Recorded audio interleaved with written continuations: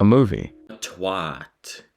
Hi, everyone. Welcome back to a brand new video. Today we're going to be reviewing the newest movie from Darren Aronofsky, Caught Stealing, which is a movie that I admittedly was very excited about. I'm not going to lie. And like in the back of my head, I was like, oh, that's coming out this week? Okay, I'm going to go see that. I'm not a giant fan of Aronofsky's work. I think he's only had a couple good movies. The only movie I haven't seen of his though is one of like the really good ones, apparently, The Wrestler. But the rest of his stuff, I've either really liked or really hated. He's can't say he's not like all over the place, so I'll give him that one. But Caught Stealing feels very different from the other movies I've seen of his, like, Requiem for a Dream, Black Swan. I hated Mother, but this is very different from Mother. Uh, Basically, this movie is a crime thriller where we follow Austin Butler. He's the main guy in this, and he gets caught in this web of different mob bosses and different just all like he gets caught into this web because he has to watch his like neighbor's cat, and that from that it just stems all the way into just utter chaos with different like mob bosses like the Russians, Puerto Ricans, the Hebrews, all that. It's something that would be more like in line with Guy Ritchie almost with that premise. I feel like he would do something great with that. But I get this has a good cast with it. Austin Butler is the main actor in this, and I've really liked Austin Butler for the past couple of years. He's really been winning me over as a leading man. And in this, more than any other movie I've seen him in, he really reminds me of like a young Brad Pitt in this. So if you're a fan of like Brad Pitt or anything like that, or just crime thrillers in general, I think this would be up your alley. But the supporting cast in this is also really good. You can see in there just real quick, Liev Schreiber and Vincent D'Onofrio play the Hebrews in this, and they have a lot of like actually standout moments here, like of comedy, and they're also really scary. And I like something like that because I'll get to some the more of the issues that I have with some of the tone in this is a little iffy, but we'll get to that later.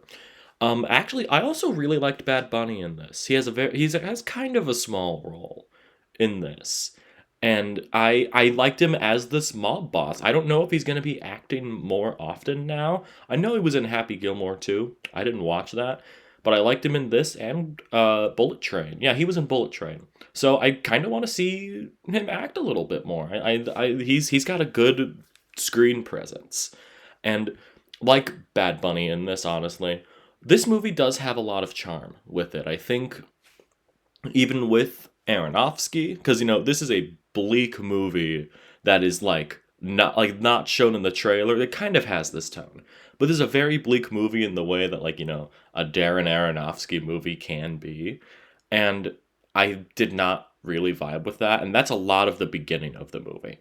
So I was not really into this for that first chunk of it.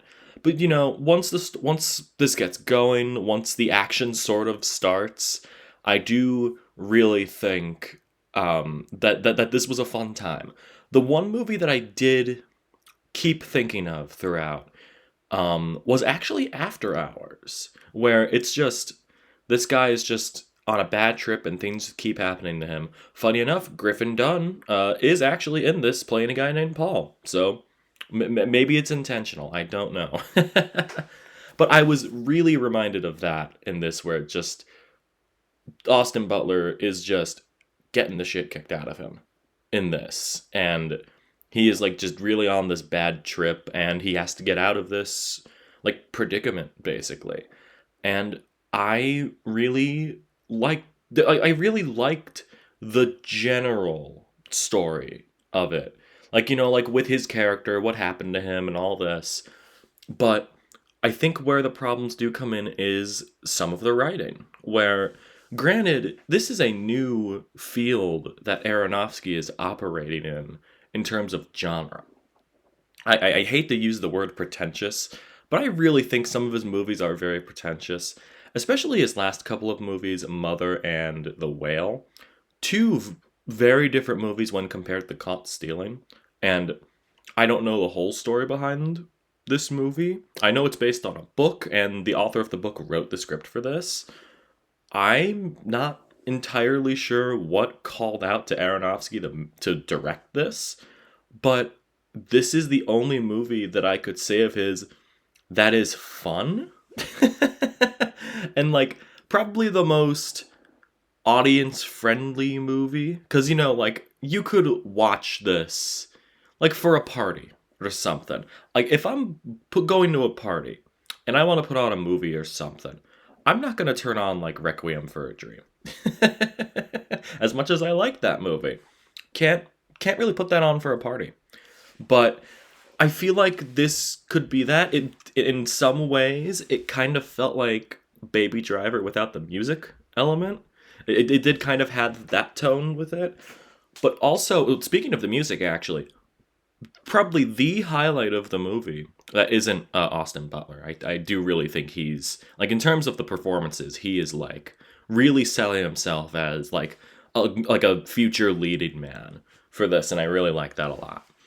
The music in this was pretty inspired, like the score for this, because it was written by, I think it was Rob Simonson, but he wrote it. He's like he does film work, like we know that, but the actual music was performed by Idols, this post-punk group, which really is one of my favorite post-punk groups in general, which I kind of forgot about. I had seen a headline about it, but I forgot about that until the music blared in. I was like, oh, wait a minute, that's Idols.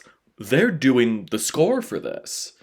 And in a year where we've had interesting British groups take a swing at a score, the other one being Young Fathers for 28 Years Later, I really think this one, Idols doing Caught Stealing, was inspired.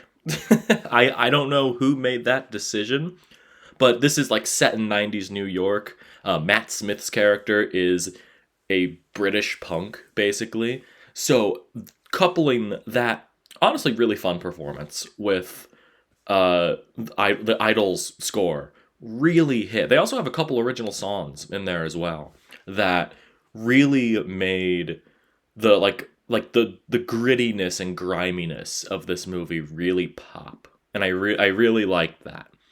But again, the problems here are in the story, but not, funny enough, not the overall story here, but just like certain choices that they make to get mainly Austin Butler to a different position in the story. And there are just some decisions here, I'm not going to spoil them, that, simply put, I don't like. I can understand the thought process of getting him to this point, but I feel like you could have done it in a different way.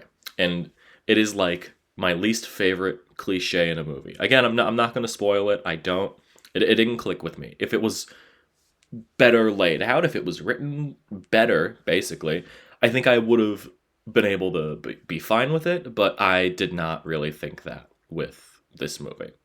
But for the most part, I had fun with this. It's not a major movie. I feel like I wouldn't be telling you to go out to the theater to see this movie. But if you're in, like, if you like Darren Aronofsky, I think it would be interesting to see him operate in this new lane.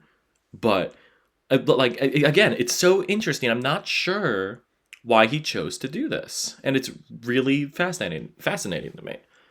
But like, it just kind of, it's the argument that I have with, funny enough, a lot of Oscar Best Picture nominees, which this is not going to be that. I don't think it was made to be that.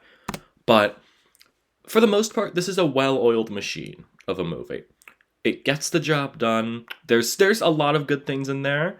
Story elements, don't really agree with it, but the bones are there. It's a fun movie. Again, first time I've described an Aronofsky movie as fun, but I feel like this could be something that you like put on the TV and just have some fun with. If you can get past like, the bleaker elements, because after all, this still is directed by Darren Aronofsky. But it's not as surreal. It's probably his most normal movie, which okay, I'm fine with, really.